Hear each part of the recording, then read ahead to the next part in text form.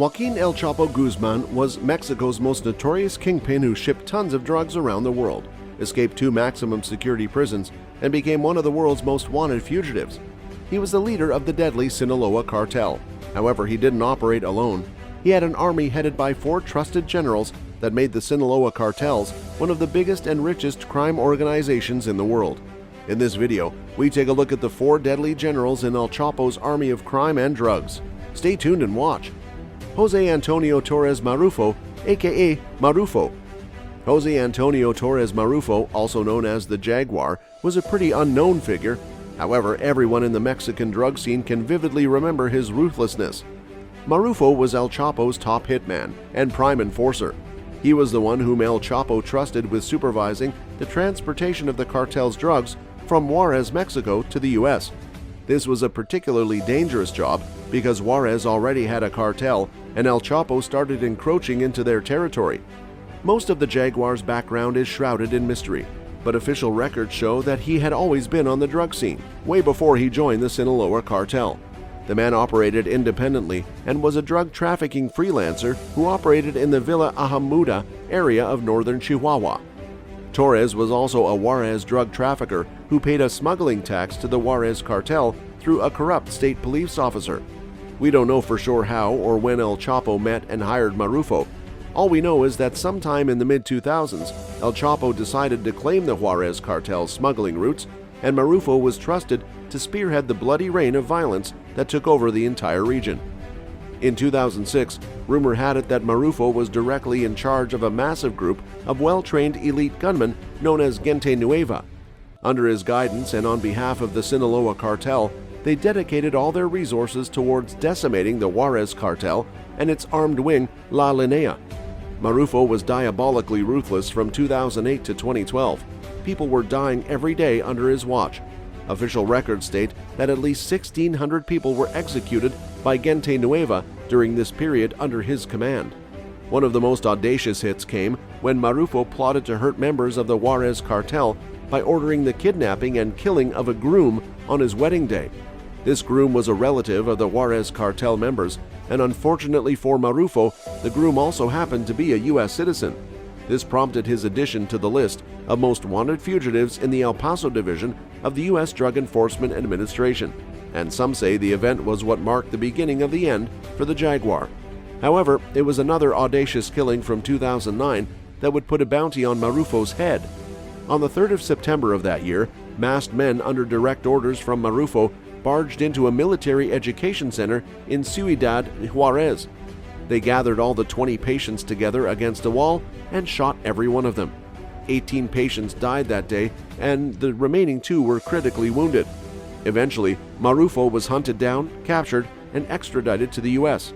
Today, he is serving a 40-year sentence in an Arizona prison facility. Mario Iglesias Villegas. Mario was once the head of El Chapo's Sinaloa cartel assassin squad. He is often referred to as the Grim Reaper for being a ruthless assassin.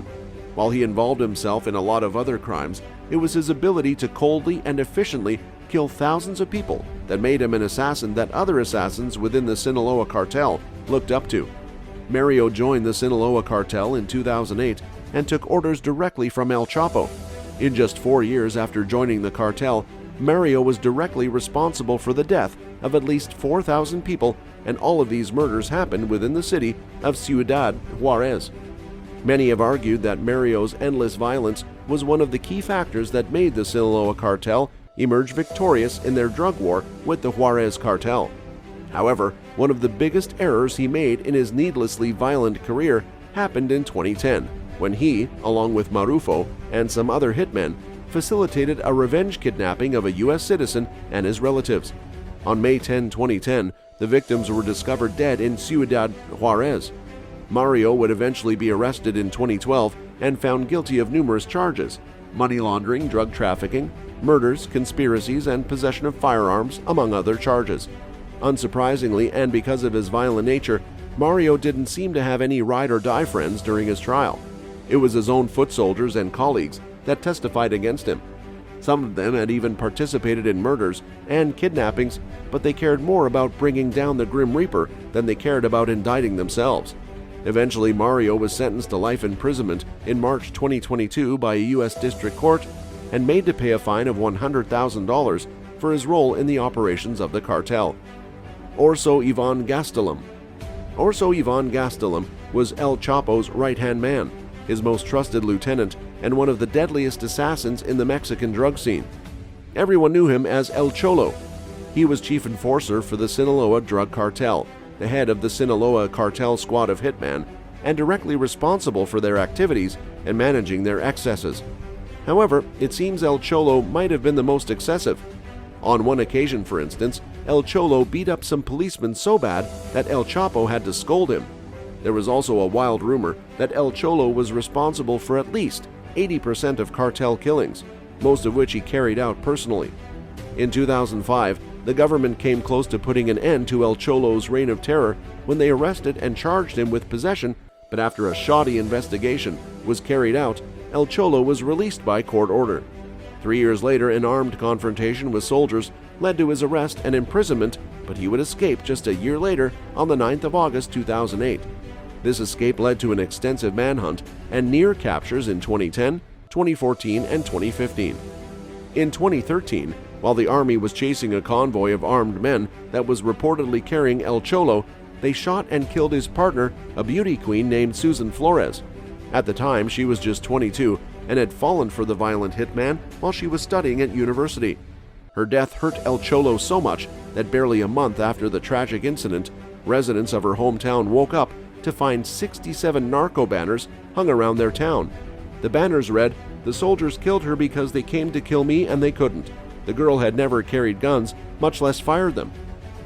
Eventually, on the 8th of January 2016, El Cholo was captured with El Chapo in a targeted raid of the drug lord's safe house in the Sinaloa Pacific Coast city of Los Mochis. Initially, they both were able to escape through a tunnel. However, they were arrested at a checkpoint by local police. Since then, El Chapo has been extradited and sentenced to life imprisonment in a supermax prison. El Cholo has tried and failed to appeal his extradition, and when he inevitably faces a court in the U.S., he would likely suffer the same fate his boss is currently suffering: a lifetime behind bars. Manuel Aponte Alejandro Gomez Diaz.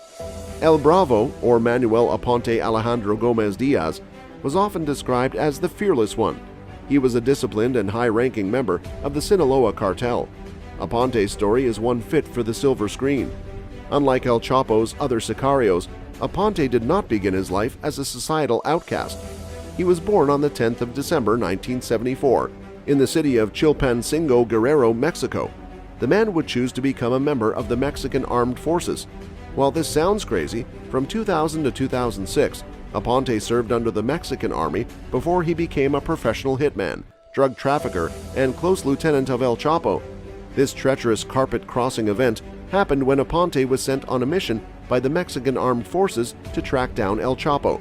However, when he came face-to-face with the Sinaloa cartel boss, El Chapo bribed him into switching sides and coming to work for him. Over time, El Chapo would trust Aponte so much that he also instructed him to spy on other Sinaloa cartel members and fish out traitors. Eventually, El Chapo would appoint him as his head of security. Aponte was instrumental in helping El Chapo escape and evade arrest in 1993 by building tunnels in northern Mexico. It was Aponte who kept El Chapo one step ahead of the Mexican army. In 2012, he became a part of the squad that kidnapped a Mexican Navy operations coordinator named Rodrigo Vinas. Vinas attempted to lure El Chapo into a trap, but Aponte was smart. He called in reinforcements to create a distraction in order to escape the military roadblock, thereby giving them a smooth escape. When El Chapo was captured the second time in February 2014, Aponte fought for rule over the Sinaloa cartel, but on April 9, 2014, his mutilated remains were found in La Cruz de Elota. Alejandro Aponte had been tortured and shot several times. While his killing has never been solved, most point fingers at warring members within the Sinaloa cartel, whom Aponte had once spied upon. What a horrible way to die. That's all for today's video. Hope you enjoyed watching this one. Thanks for watching.